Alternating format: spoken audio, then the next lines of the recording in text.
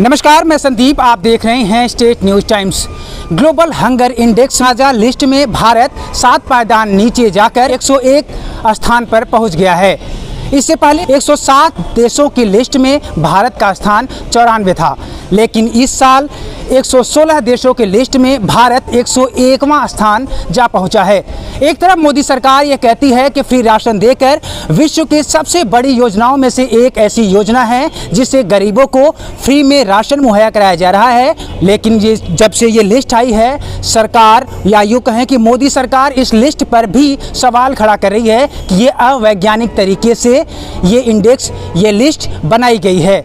इसी मुद्दे पर बात करने के लिए हमारे साथ इस वक्त कांग्रेस के दिग्गज प्रवक्ता सुरेंद्र राजपूत जी हैं, जिनको आप अक्सर टेलीविजन चैनलों पे डिबेट में देखते होंगे। सर, आप कैसे देखते हैं? एक तरफ फ्री राशन जिस तरीके से मोदी सरकार देती आई है, उसको ये कहती थी कि हमने विश्व की जो तमाम योजनाएं थी उन योजनाओं में से ये एक महत्वपूर्ण योजना थी। विश्व की लिस्ट में इसे जोड़ा जाता था कि हमने गरीबों की जो भूख शांत करने के लिए हमने ये योजना चलाई थी, लेकिन उसी दौरान ग्लोबल हंगर इंडेक्स का जो लिस्ट जारी होती है उसमें भारत को 194 स्थान से सीधे 101 स्थान से ढकेल दिया जाता है। सबसे महत्वपूर्ण बात यह कि हमारे जो पड़ोसी देश हैं, पाकिस्तान, बांग्लादेश, नेपाल जैसे देशों से भी हम पीछे जा चुके हैं।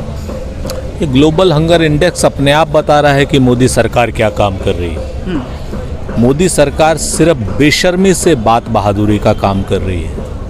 आप कहते हैं कि साहब हमने राशन दे रहे हैं, कोई एहसान कर रहे हैं क्या? राइट टू फूड कांग्रेस अधिकार लेकर के आई थी। भोजन का अधिकार देश के प्रत्येक नागरिक का है, और नागरिक के अधिकार को क्या ये सरकार छीनने की हिमाकत कर सकती है?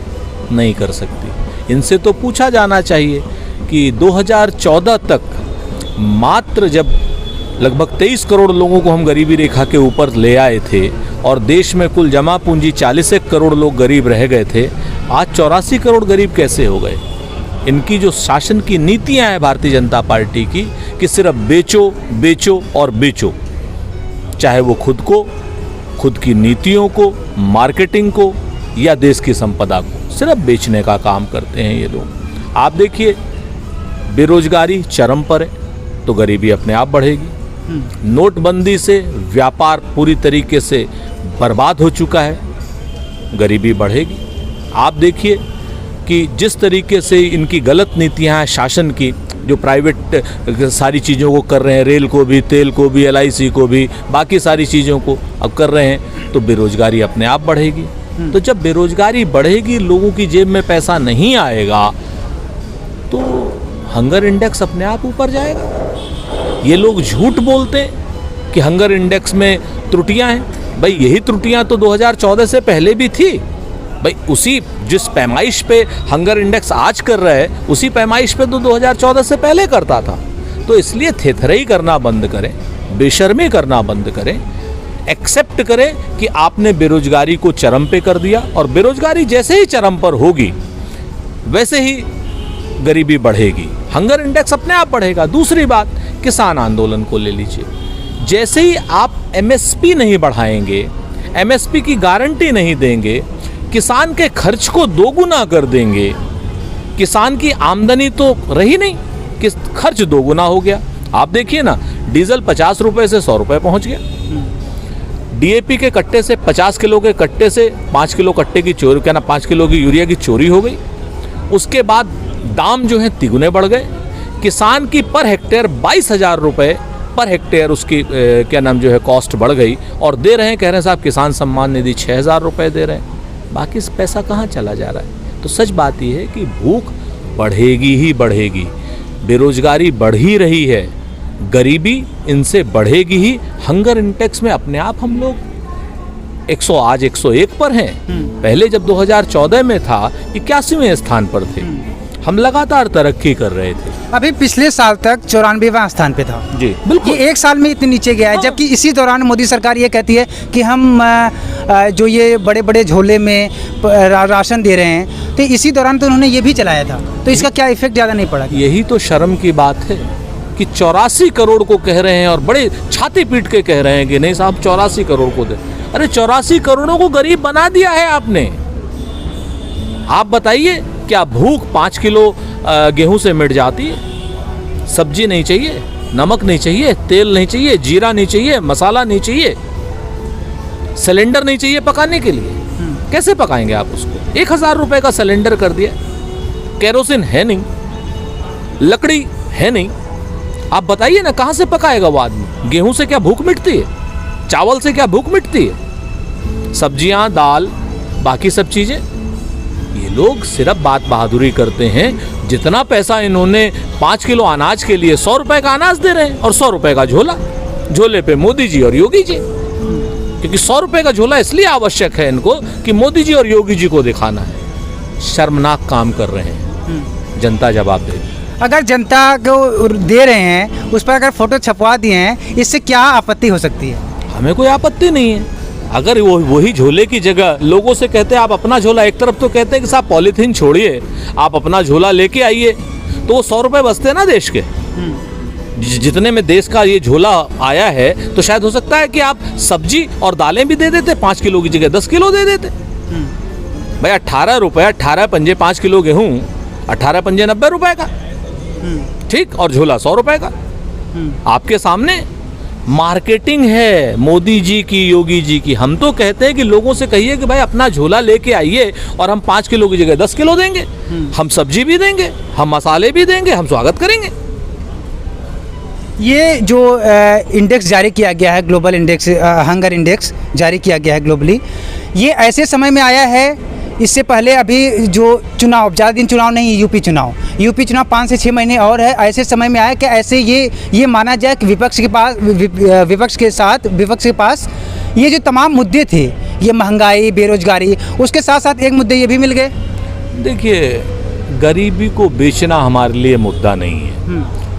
कांग्रेस पार्टी ने तो राइट टू इन्फॉर्मेशन दिया, राइट टू फूड दिया, राइट टू एजुकेशन दिया, मनरेगा जैसी वेल्थ ट्रांसफ़र स्कीम दी कि जहां पर आप अपनी इच्छा अनुसार जितने लोग होंगे काम कीजिए, पैसा मिलेगा, और जब पैसा मिलेगा तो आप खर्च करेंगे, जब आप खर्च करेंगे तो इकोनॉमी बढ़ेगी, और जब आपके पैसा मिलेगा तो भूख नहीं आएगी क्योंकि आप खरीद सकते हैं। कांग्रेस ने राइट टू फूड दिया कि साहब हिंदुस्तान की सरकार की जिम्मेवारी है कि कोई आदमी भूखा नहीं सोएगा, और इस सरकार ने उसको इम्प्लीमेंट नहीं कर पा रही, तभी तो हंगर इंडेक्स में हम बढ़ रहे हैं। हमारा ये मानना है कि चुनाव आते रहेंगे, चुनाव जाते रहेंगे, गरीबी घटनी चाहिए, बेरोजगारी घटनी चाहिए, महिलाओं के प्रति सम्मान बढ़ना चाहिए, किसानों को उनकी फसल का उचित मूल्य मिलना चाहिए। हम दो और हमारे दो की सरकार नहीं होनी चाहिए, हम दो और हमारे सब की सरकार होनी चाहिए, जिसमें किसान भी हो, नौजवान भी हो, महिला भी हो, पुरुष भी हो, बच्चा भी हो, सबको काम मिलना चाहिए, काम का अधिकार भी होना चाहिए। हमारे लिए चुनाव से बड़ी जनता की परेशानियों को कैसे दूर किया जाए, जनता को कैसे रोजगार दिया जाए, हमारे लिए महंगाई कैसे कम की जाए, हमारे लिए मुद्दा वो है। यूपी में चुनाव है और योगी सरकार अपनी तमाम बड़ी उपलब्धियों में से एक उपलब्धि ये भी मानती है कि यूपी में जो शासन व्यवस्था है, जो कानून व्यवस्था है, ये बेहतर ढंग से उन्होंने चलाया है। इसको आप कैसे देखते हैं? भाई आप थार की मार देख रहे हैं लखीमपुर में, कानून व्यवस्था को कैसे कुचला जा रहा है सत्ताधारी लोगों के द्वारा। जो खुद में गृह राज्य मंत्री है उसका बेटा कैसे कुचल रहा है कानून व्यवस्था को, आपके सामने है कि हाथरस में बेटी के साथ कैसे सामूहिक बलात्कार होता है और कैसे रात में उसकी लाश जला दी जाती है पेट्रोल छिड़क करके। आपने देखा होगा लखीमपुर में कैसे महिलाओं की साड़ियाँ खींची जा रही हैं, ये कानून व्यवस्था है। आपने देखा होगा बिकरू में कैसे 8 पुलिस वाले बदमाशों के द्वारा मार दिए गए हैं। आपने बुलंदशहर में भी देखा होगा कैसे इंस्पेक्टर सुबोध कुमार सिंह को मार दिया जाता है। आपने गोरखपुर में भी देखा होगा कैसे व्यापारी मनीष गुप्ता को कोल्ड ब्लडेड पुलिस मार देती है। आपने क्या कभी ऐसा सुना पिछले 70 सालों में कि एक एसएसपी 2.5 लाख का इनामी हो? उत्तर प्रदेश सरकार का पाटीदार कोई है जो एक व्यापारी को मारने का आरोपी है हमीरपुर में? कभी सुना आपने कि पुलिस फरार है? गोरखपुर के सारे पुलिस वाले फरार थे, अभी बहुत ज़्यादा दबाव पड़ा तब गिरफ्तार हुए। अपराधी फरार होते थे, अपराधियों पर इनाम होते थे। पहली सरकार है जिसमें पुलिस वालों पर इनाम है कि इनको पकड़वाने के इनाम है। अगर ये कानून व्यवस्था अच्छी है तो भाई योगी जी बहुत अच्छे हैं। जब जहां पुलिस वालों पर इनाम रखे जाने लगे, जहां पुलिस अपराध करने लगे, इसको आप अच्छा शासन कहेंगे, अच्छी कानून व्यवस्था कहेंगे? ये कानून व्यवस्था नहीं, जंगल राज है। आने वाले समय में कौन से ऐसे अहम मुद्दे होंगे चुनाव में जाने के लिए? देखिए, जनता महंगाई से त्रस्त है। पेट्रोल, डीजल, खाने का तेल, सब्जियां, राशन सब महंगा है। बेरोजगारी चरम पर है। आज ही कुछ अध्यापकों की भर्ती थी, शायद ये भी नहीं पता कि कितने अध्यापकों की भर्ती होगी। 3.5 लाख से ज़्यादा लोग थे। पता नहीं वो भर्ती हो पाएगी कि नहीं हो पाएगी। अगर 1000 वैकेंसी पे 3.5 लाख लोग आ रहे हैं तो आप समझ सकते हैं क्या स्थितियाँ। हमने सुना है शायद साइंस के तमाम लोग गए थे वहाँ और साइंस का कोई वैकेंसी ही नहीं है। तो आप हमें बताइए कि बेरोजगारी बड़ा मुद्दा, महिलाओं का सम्मान, ये सरकार कहती है महिलाओं का, व्यापारियों का, सबका सम्मान करती है। मनीष गुप्ता जैसे हत्याकांड इसी सरकार में होते हैं। लखीमपुर का साड़ी कांड इसी सरकार में होता है। पुलिस वाले 8 पुलिस वाले शहीद इसी सरकार में होते हैं। इसी सरकार में हाथरस की बेटी के साथ जघन्य बलात्कार भी होता है और सरकार उसकी पेट्रोल डाल करके लाश भी चलाती है।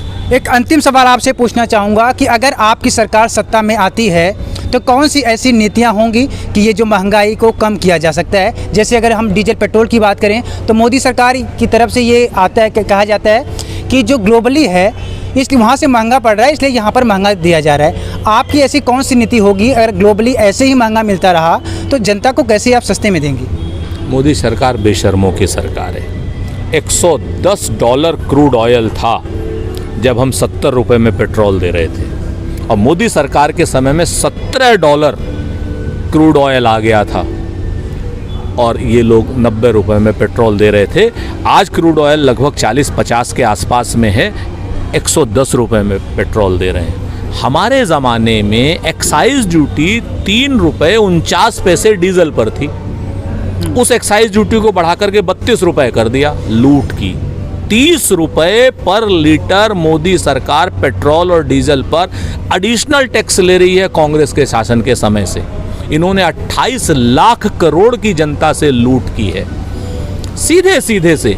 आज एक्साइज ड्यूटी कांग्रेस के बराबर के समय की हो जाएगी, अपने आप 30 रुपये लीटर पेट्रोल और 30 रुपये लीटर डीजल सस्ता हो जाएगा। तो हम एक्साइज ड्यूटी पर काम करेंगे, उसको कम करने का काम करेंगे, अपने आप डीजल और पेट्रोल सस्ता हो जाएगा।